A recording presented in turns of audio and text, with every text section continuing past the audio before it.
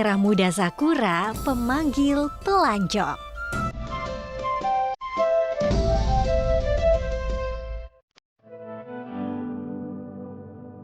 Gyeongsam merah, lambang kemakmuran.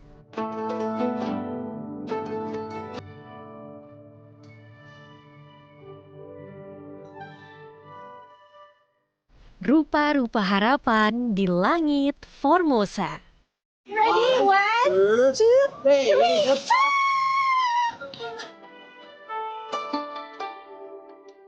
Mari ikuti perjalanan Minanti Rohanta How's it? dalam Ni Hao Taiwan.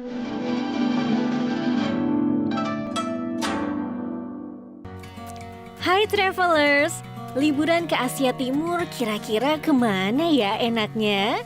Jepang, Korea Selatan, atau adakah negara menarik lainnya? Hello travelers, kali ini perjalanannya akan ke Taiwan, lebih tepatnya ke ibu kotanya itu Taipei, nanti sekitar 14.35, sekarang masih menunggu dulu. Oh ya, ada satu hal yang diingatkan, jangan membawa daging olahan. Nah, seperti apa perjalanannya? Ikutin terus.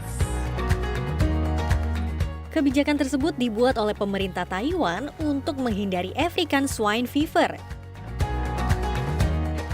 Boarding time, let's go ke Taipei.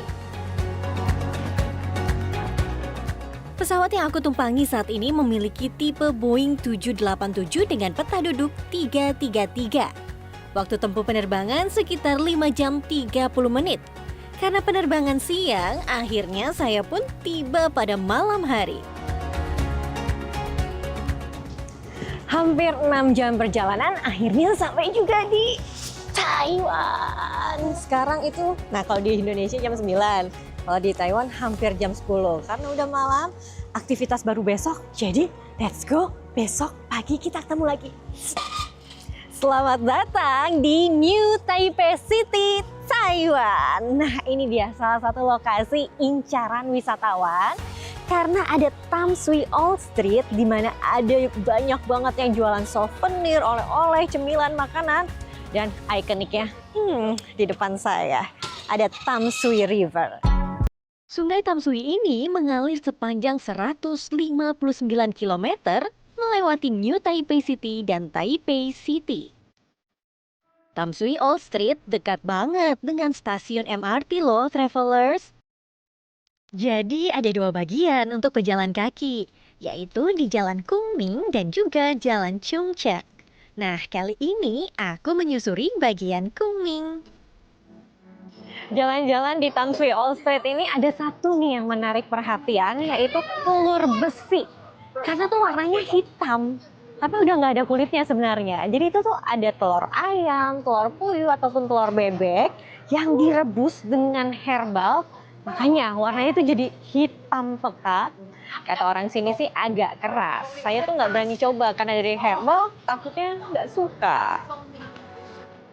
Tam Sui ternyata memiliki arti makanan laut segar. Sepanjang jalan saya melihat ragam makanan ringan yang menarik untuk dicoba nih travelers. Nah, akhirnya nih nemu salah satu makanan yang khas di sini, katanya itu dari tofu. Aku coba beli dulu ya. Wah, ternyata penyebutan kuliner ini unik loh travelers. Tahu busuk. Jadi semakin bau, semakin enak katanya. Terlihat seperti manis. Tahu ada sausnya dan dalamnya sih seperti kol ya. Nih.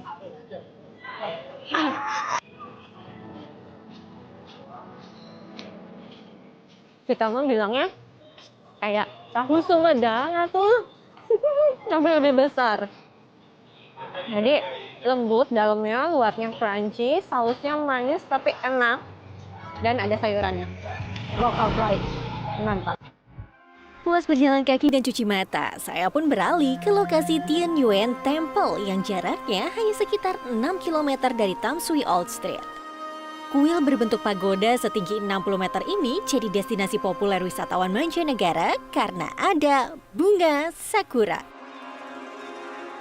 Oke, jadi dari bawah kita harus trekking dulu, menanjak sampai di titik pertama. Ini dia, Taiwan Sakura. Agak sedikit berbeda ya dengan yang di Jepang. Di sini kelopaknya lebih kecil, tapi yang lebih banyak lagi masih harus jalan ke sana. Jalan lagi, jalan lagi, jalan lagi. Sakura yang mekar saat ini disebut dengan Meihua atau Plum Blossom. Taiwan Sakura atau Plum Blossom ini mekar yaitu dari bulan Desember sampai dengan Februari. Pas banget nih, aku datang di bulan Februari jadi bisa melihat ini. Warnanya beda ya sama yang di Jepang. Di sini pink keunguan atau pink fuchsia gitu. Menariknya di Taiwan itu di bulan setelah Februari, Maret sampai awal April akan ada Sakura Jepang. Jadi menarik ya, ada 2 Sakura di Taiwan.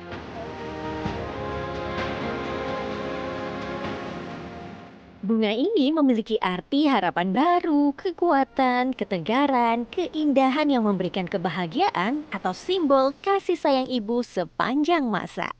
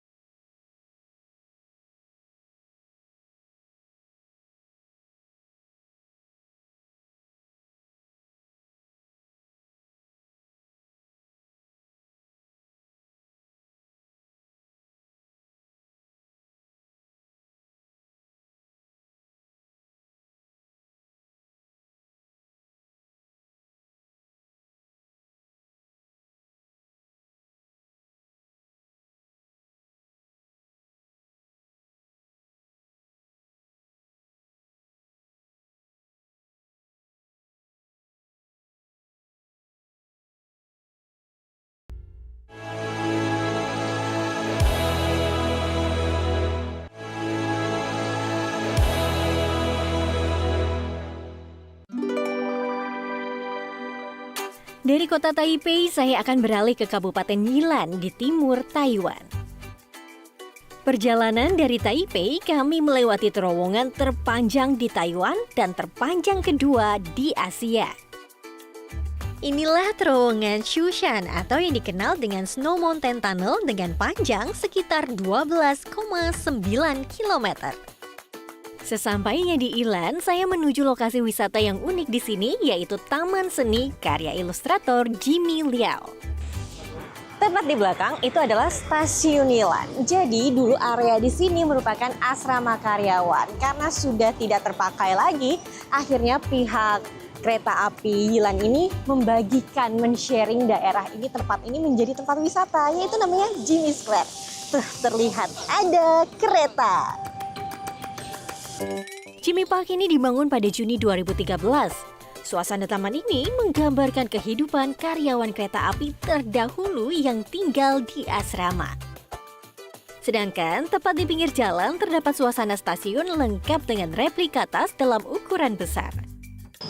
Nah, disinilah lokasi stasiun dan menariknya ada cerita nih. Di papan itu terlihat ada seorang wanita sendiri duduk. Tulisannya itu, jadi seorang wanita itu menunggu seorang pria dan dia percaya akan bertemu prianya di sini. Walaupun jalur kereta ini ada dua arah, walaupun berbeda, tapi dia tetap percaya pasti akan bertemu. Masih berada di Ilan, aku pun akan pindah ke tempat Ilan National Center for Traditional Arts. Lokasi ini memiliki luas 24 hektar loh travelers. Nah, pertama kali yang memikatku ada sungai dengan perahu. Nah, sekarang mau cobain river cruise atau menyusuri sungai. Kalau di gambar sih menarik ya. Ini dia harga tiketnya. Orang biasa 120 NTD atau sekitar Rp60.000. Perahuku akan menyusuri Sungai Lama Tongsang sekitar 30 menit. Kedalaman sungai ini sekitar 1-2 meter. Sungai ini akan mengalir langsung ke Samudra Pasifik loh, travelers. Selesai menyusuri sungai, di area tengah ternyata terdapat pertunjukan. Kalau dilihat-lihat ini kayak pertunjukan kera sakti ya. Wah, pasukan kera ini berpindah tempat menyapa wisatawan yang ada. Ternyata mereka mengarahkan pengunjung untuk menikmati pertunjukan teater. Dalam teater, Raja Kera menyerbu Raja Naga untuk merebut mutiara. Akhirnya, perkelahian pun terjadi antar dua kubu. Udah selesai pertunjukannya, seru banget, interaktif, atraktif. Walaupun nggak paham nih sama apa yang diomongin, tapi kita bisa ikut ketawa karena itu mereka seru banget. Mukanya aja tuh udah bikin ketawa gitu. Jadi seru, worth it. Pertokoan di sini banyak yang menjual souvenir kerajinan tangan dan bisa do it yourself atau membuat sendiri. Kali ini aku coba mewarnai puppet. Dengan menggunakan cat air, aku akan mewarnai bagian muka dan juga hiasan kepala puppet. Ternyata puppet ini juga kerap digunakan untuk suit loh, travelers. Okay, you are here and I am paper, so you win. Yeah. Hi, finally, I'm done. Tadi lama aku buatnya, jadi dibantuin deh. Tapi lucu ya, lihat deh, eyeshadow-nya sama dengan Hairpiece, scissor, roll, and paper. Bye-bye, bye-bye, bye-bye.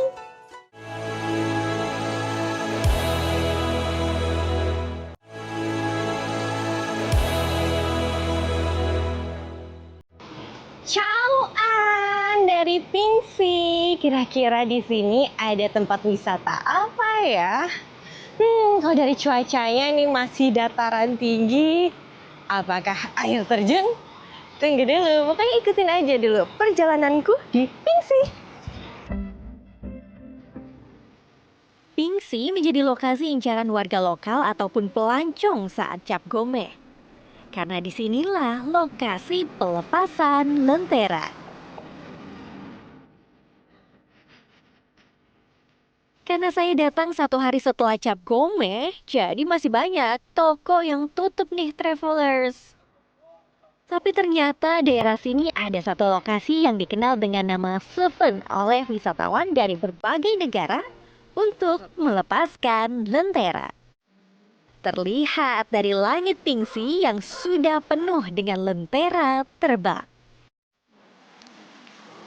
Berjalan mengarah ke rel kereta, ternyata inilah titik wisatawan menuliskan harapan dan melepaskannya.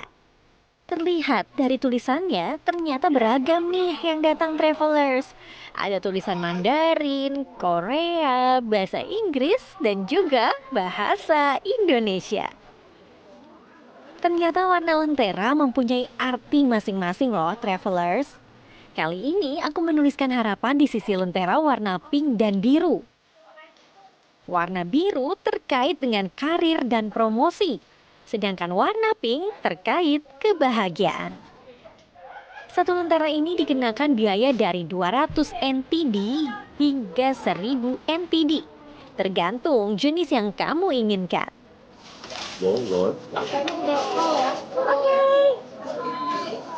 Sudah nyala. It's already. Video up. Oh ya, Ready. ready? One, two, three.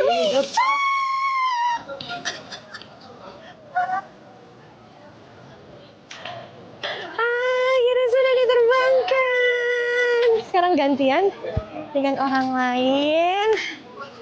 Ternyata secepat itu.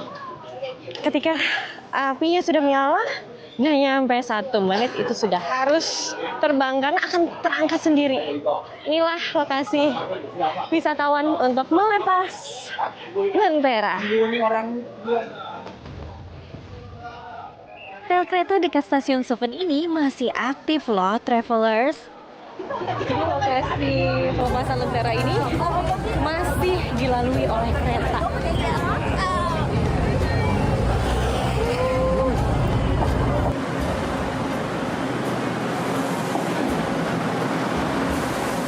Jadi diharapkan bagi wisatawan yang datang tetap jaga jarak aman dan perhatikan sekitar. Tak jauh dari lokasi pelepasan lentera, ternyata ada air terjun loh, travelers. Akses menuju titik air terjun sudah sangat mudah. Cukup dengan berjalan kaki dan naik turun beberapa anak tangga saja. Ini dia akhirnya titik pandang untuk melihat air terjun di Taiwan yang terlebar. Aksesnya mudah sih. Yuk ikut terus turun. Air terjun ini memiliki ketinggian 20 meter dan lebar 40 meter. Karena kedatanganku sedang hujan, jadi warna air terjunnya keruh deh, travelers. Dari suaranya aja terdengarkan ya. Kalau misalnya debit airnya ini tuh deras sekali. Jadi inilah yang terbesar di Taiwan yang aksesnya gampang ya untuk wisatawan baik lokal ataupun mancanegara. Terlihat nih dari tempatnya aja disediakan. Jadi pas banget lah untuk menikmati pemandangan ini dan suhunya sih saat ini yaitu sekitar 13 derajat Celcius. Jadi dingin sekali, anginnya kencang dan kita ada percikan air dari air terjun. Tapi enak banget sih untuk menikmati pemandangan ini. Udara dingin, percikan air membuat saya mulai merasa lapar. Tak perlu lama-lama, saya akan mencari kuliner ke Taiwan Utara. Inilah pasar malam Kilung Miao. Miao itu memiliki arti mulut dan Kou adalah kuil. Jadi lokasi kulineran ini berada di depan kuil. Sampai juga ini dia di tempat makan malam, namanya itu Kilung Night Market. Di sini tuh kayak pasar atau jajanan kaki lima. Jadi banyak banget makanan. Kira-kira makanan apa yang menarik? Ayo kita jalan. Pertama kali yang menarik perhatian saya ini cemilan dulu ya, yang gak terlalu berat. Ini dia Tien Fu Luo, itu bisa dibilang kayak empek-empek ya. Tapi tuh tadi aku nanya sama yang bisa bahasa Mandarin, itu artinya makanan khas Kilung. Nah ini namanya Kilung.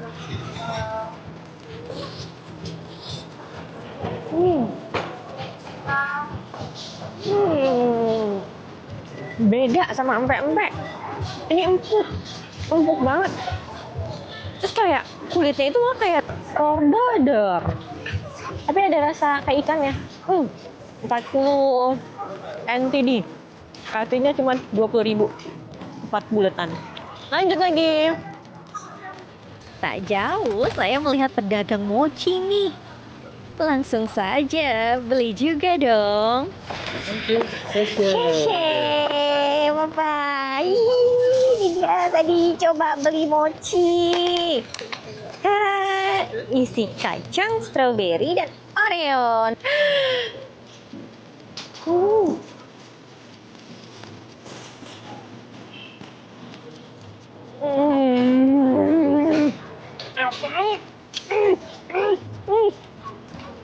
Strawberry yang manis. Terus taburan kacangnya lembut banget. Dan ada coklatnya. Wah. Best. Asli enak banget.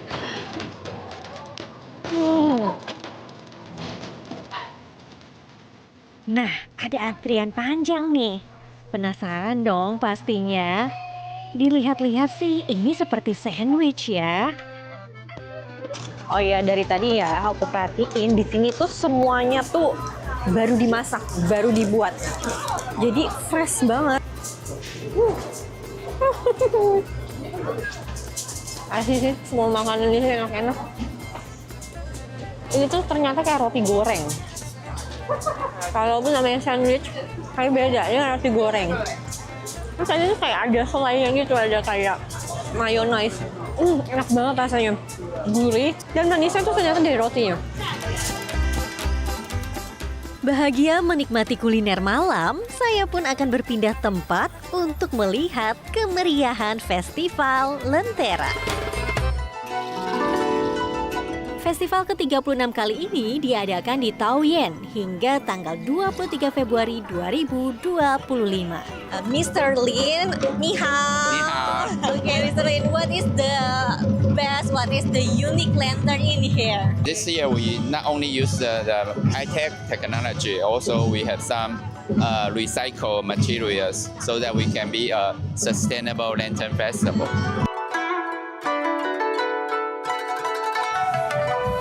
Ni hao, selamat datang di Festival Lentera Taiwan. Tepat di belakang saya, ini adalah lentera utama. Lihat deh, bentuknya itu seperti angka 8, tidak terpisahkan.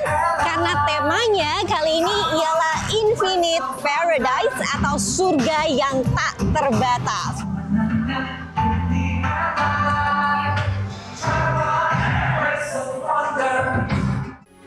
Metro TV. Jelajahi cara baru mendapatkan informasi. Download Metro TV Extend sekarang.